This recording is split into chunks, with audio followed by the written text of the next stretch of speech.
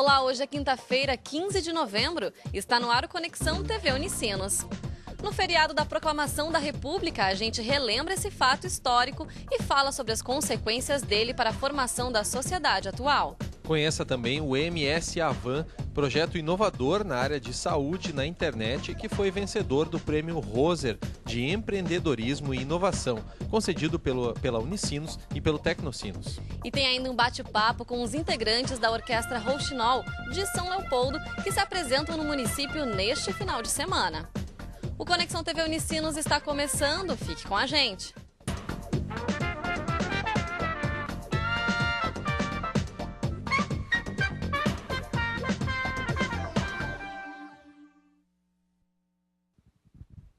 Há 123 anos, o Brasil deixou de ser governado por imperadores e passou a utilizar o regime republicano para escolher os representantes. Mas, apesar disso, as eleições no país voltaram a ser diretas após a elaboração da Constituição Brasileira só em 1988. E a proclamação da República foi fundamental para a formação da sociedade e do sistema político do Brasil como conhecemos hoje. É verdade. É para conversar com a gente sobre esse assunto que nós recebemos aqui no estúdio Heloísa Capovilla, professora do curso de História da Unicinos. Olá, professora, seja bem-vinda mais uma vez à Conexão. Muito obrigada. Tudo bem? Tudo bem. Professora, para a gente entender um pouquinho melhor, em que contexto foi proclamada a República, então, no nosso país?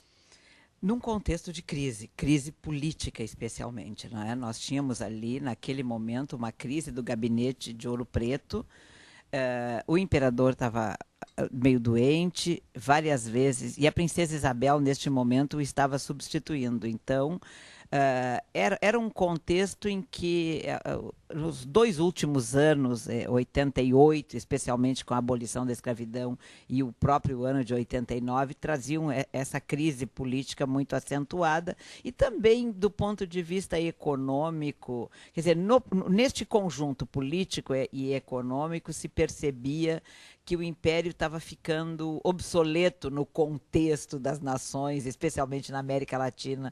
O Brasil era o único país que era um império, não é? Então, isto, para os republicanos, era como se diz assim, um assunto, um tema extremamente importante, e havia principalmente ali um atrito com os militares e o império, né?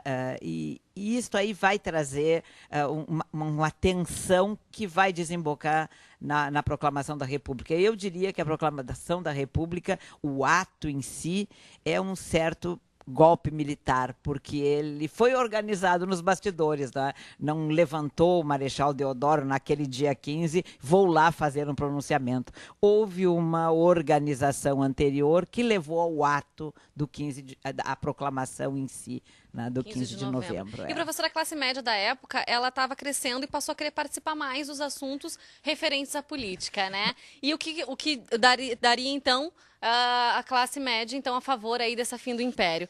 Professora, na tua opinião, hoje em dia a gente consegue perceber mais ou menos uma movimentação assim? Não.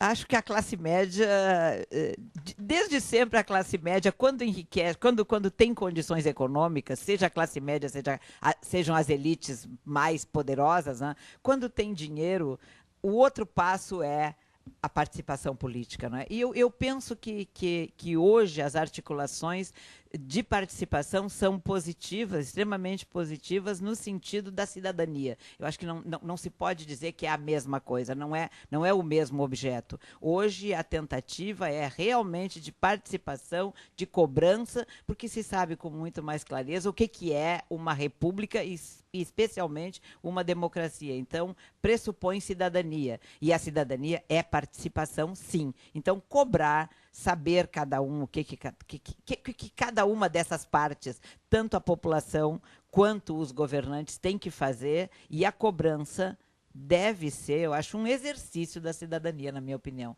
Eu acho isso muito positivo. Professora, a senhora comentou antes que o Brasil foi o último império a cair aqui na América do Sul. Hoje em dia, dá para se analisar o regime monárquico em relação aos demais? Dá para fazer uma análise e vantagens e desvantagens? Por exemplo, a gente tem um exemplo da Inglaterra. Claro, claro. Eu acho que sim. Vamos dizer assim, eu namoro o regime monárquico, no caso. Eu acho que ele traz algumas coisas positivas no sentido de, por exemplo, menor número de crises é possível resolver, porque tu tem alguém que permanece ali de direito, não usurpou este poder, é de direito no caso, né? Agora, nós temos 120 e poucos anos de república e, no entanto, os nossos governantes, os nossos presidentes têm, o nosso presidencialismo é quase monárquico, né? Justamente essa a minha próxima pergunta, quer dizer, se a gente ainda permanecesse nesse regime monárquico, como seria o nosso país hoje? Será que teria diferença? Não sei, eu gostaria de fazer esse exercício de futurologia, mas não vou ter condições, né? Porque nós tivemos uma monarquia que foi bastante democrática, especialmente no governo de Dom Pedro II, a partir de 1850, a democracia no Brasil foi, sim, mais democrática do que a república, isso é claro, pelo menos, né? Porque 10 anos depois de proclamada a república, os próprios propagandistas, muitos deles diziam que esta não era a república que queríamos. O exemplo clássico era dos Estados Unidos, né? Mas a monarquia seguramente teria trazido algumas outras continuidades e algumas outras rupturas. É que também a monarquia tem que ser do seu tempo, né? Tem que se atualizar. Não vamos pensar monarquia com escravidão. Não era isso, já não havia mais escravidão. Então, não dá para fazer esta associação. Então, eu acho que a monarquia é muito moderna, sim. Eu acho que o exemplo da Inglaterra, o exemplo da Espanha, o exemplo do Japão, são interessantes em termos de análise, né? Só que nós estamos no Brasil e na América, e a América tinha todo um discurso, né, republicano, mas a nossa república, nestes 120 anos, eu diria assim que o exercício real de uma república democrática é nos últimos 20 e poucos anos, porque nunca passava mais do que 20 anos sem um fechamento de ditadura e de golpe militar, sim. E quais são as consequências dessa proclamação da República para a nossa sociedade atual? O que isso influi no nosso sistema político hoje, na nossa relação com a República hoje? Eu acho que nós temos que tomar a República na unha, como se diz, abrindo aspas, por favor, né? Mas eu acho que nós, cidadãos, temos que ter a consciência que somos cidadãos e que a República é nossa e que este país é nosso. Já deu vários saltos de qualidade nestes últimos anos. A senhora tem a impressão que a gente não se apropriou ainda do nosso próprio país? De uma certa maneira, não. Nós ainda esperamos que o governo faça. Nós não cobramos aquilo que é possível. Nós esperamos o pai governo fazer, né? E isto realmente não é positivo. Então, não precisamos fazer através de uma revolução, mas através de um exercício da cidadania. E isto, só fazendo é que a gente aprende, eu acho, né? Acho que é mais que a gente tem que avançar. A gente tem exemplos bem recentes até da própria eleição agora, do alto índice de abstenção e coisas desse tipo. Acho que poderia se encaixar nesse perfil. Com certeza. E acho que esta é uma das questões. Acho que esta preocupação do que é tu ser um eleitor e do quanto tu tens poder neste sentido, tu podes mudar, sim, exercitando a tua democracia. É possível mudar. É possível também mudar os partidos políticos, os partidos deixarem de ser eu voto na pessoa e não no partido. Nada mais errado do que isso. Errado no sentido político da palavra, não é? Porque o voto na pessoa significa que uma pessoa vai fazer mudança se ela pertence a um partido? Não.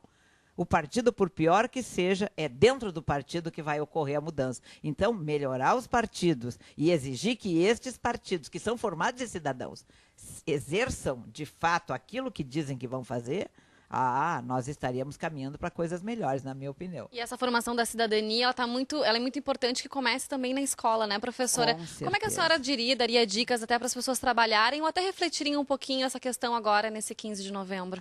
Eu tenho uma questão que eu acho que quando se fala para a escola, a gente tem que lembrar o seguinte. Na escola, muitas vezes, mas muitas vezes, realmente agora eu estou um pouco longe da escola, eu não sei se ainda se faz, mas eu penso que sim.